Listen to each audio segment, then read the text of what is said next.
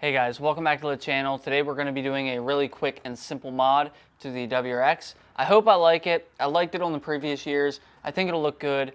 I want to talk about the taillights for a little bit.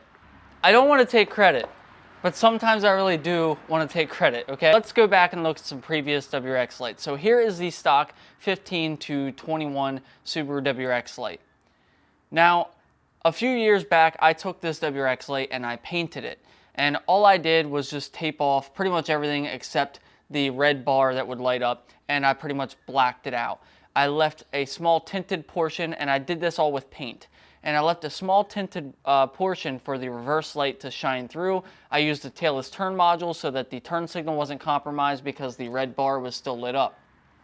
After a while, I didn't like the completely blacked out look, so I decided to go with a little bit more open concept design. And then I made this one.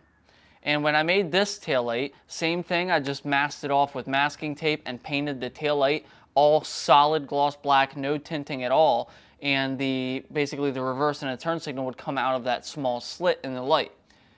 After I made these, I actually had a bunch of companies. You've probably seen plenty of taillight overlays that make this design or very similar. After that was made and I saw these companies, I was like, well, I'm going to do something they probably can't do. And I scratched that set of taillights and I made my final set of taillights, which was on my last WRX and had the side markers cut out. So I masked off the side markers also, and that gave it a more OEM plus aftermarket look and still kept a nice look. Now, Subaru has gone with a very, very, very similar design with the all red and a little bit of white showing. There's no side markers. They give you the side marker down here. And they started doing this in, I think, the Legacies and then the Outbacks and then the Foresters. So like all their taillights look like this now, which is a more modern approach and I like it. But sometimes I don't wonder if I had something to do with it. I'm not a cocky guy at all, but I just feel like it's a little sus. Anyways, I'm glad they did this. It looks great. I love these taillights. Oh, it looks like a Civic. I don't freaking care. It looks good. Anyways, rant over. What we're doing today is installing some taillight tint. So these are overlays that are just going to go over the center section here. Now there are a couple companies that make tailless turn modules already where the brake light will light up as the turn signal, so you don't have to worry about your turn signal in here. And we already have LED reverse lights as standard on the WRX.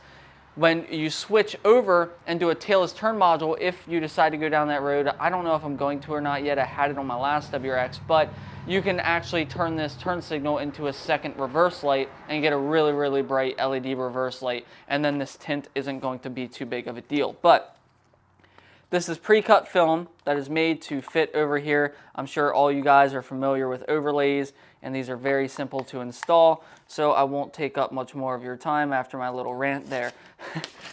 So you open these up.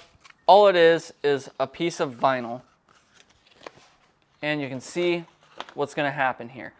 I hope this comes out the way that I want it to. And the way that I install this is a little unconventional because this is a nice, simple, flat piece. I'm not going to go crazy with it. I don't have a heat gun. My heat gun has been retired because I was in Florida and I sold a bunch of my tools and everything else. But I do need to get another one. You can do this with some soapy dishwater. You can basically take like 8 ounces of dish soap and you can dilute it with just a little bit.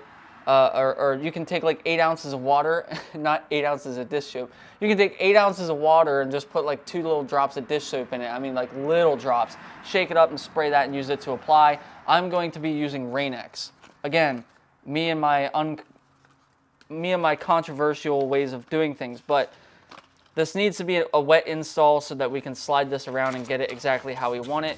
And Rain-X doesn't harm paint and it works really nice when a Subaru. And it dries nice. So we're going to lay this on here, get it lined up, and then I'm going to squeegee out the water with my finger and a microfiber. I'm not using a squeegee, I'm not using any fancy tools or heat guns. This is just me, a little bit of windshield washer fluid, and a microfiber towel. And I am just pushing down on that vinyl and getting those pockets out. So you are going to always be left with an air bubble right here. That is the factory tail light. It has a little dimple there. I'm not sure what it's for. I didn't design the car or the tail lights, but you can, you'll see that that's not going to go away. It may shrink down. If you get 1 or 2 little air bubbles in this, it's not the end of the world because they will probably come out after they have some time to sit in the sun. If you live in a warmer climate or somewhere, or it's summertime where you're at, this will end up being better. I really should have a heat gun to do this, but I'm just showing you it can be done without one.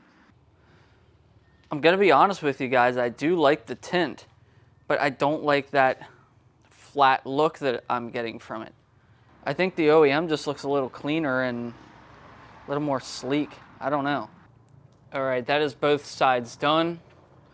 You can see the full effect, the full look with both sides tinted now. I think it does look good. I just don't know. Here's a little clip just showing you that the turn signals do still shine through that tint fairly well. Let me know what you guys think. Should I keep them on or not? I'm kind of thinking not. I don't know. It was a fun thing to try out. They're cheap enough, but I don't know. I'll keep them on for a while, see if my opinions change. But anyways, guys, that's going to be it for today's video. I have a couple more coming up here in the near future, so stay tuned. Subscribe if you haven't already and you want to see more content with the car. I'll see you guys in the next one.